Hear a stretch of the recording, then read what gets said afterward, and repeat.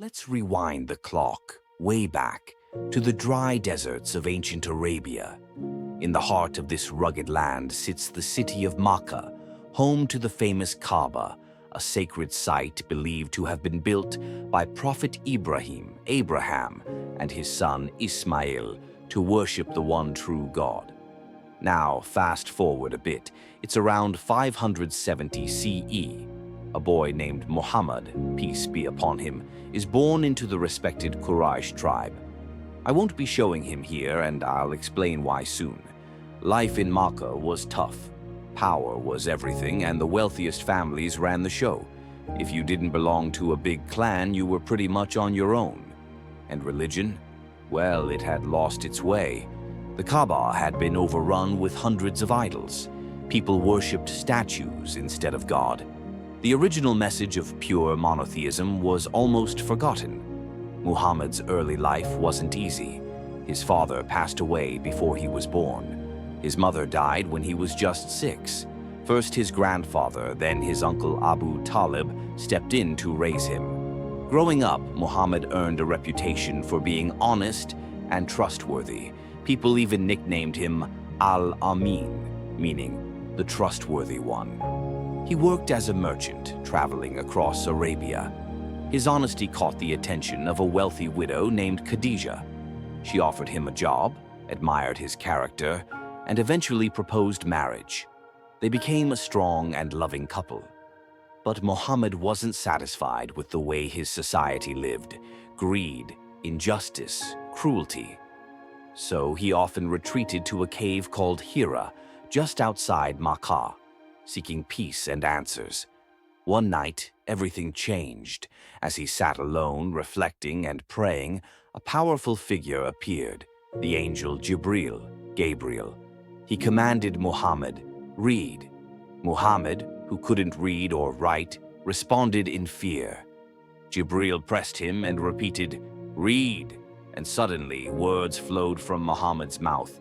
"Read in the name of your Lord who created man from a clot. Read, and your Lord is the most generous, who taught by the pen, taught man what he did not know." It was the first revelation from Allah, the beginning of the Quran. At first, Muhammad was terrified, but over time he embraced his role as the final messenger of God. Quietly, he began sharing the message: worship only Allah, treat others with justice and mercy, and live a righteous life. However, this new message threatened the elite of Makkah. Their wealth and power depended on the old ways, so they fought back, mocking, boycotting, and even torturing Muhammad's followers.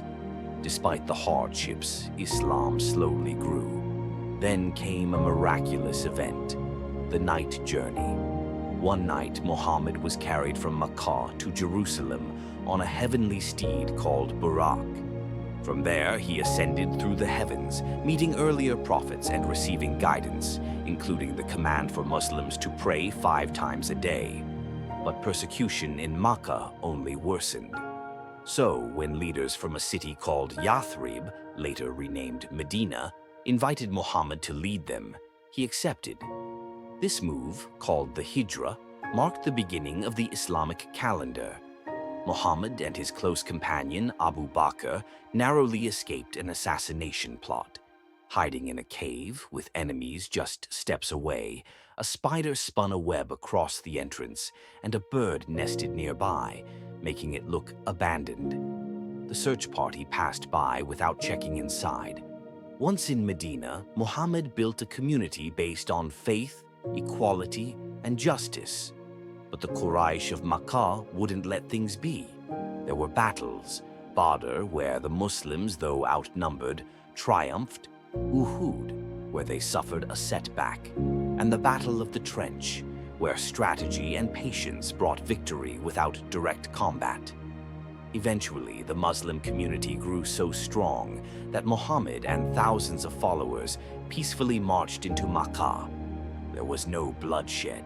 Instead, Muhammad forgave his enemies, removed the idols from the Kaaba, and restored the sacred house to the worship of Allah alone. And And that's why Muslims today don't depict Muhammad in images, to keep the focus firmly on God and avoid any hint of idol worship.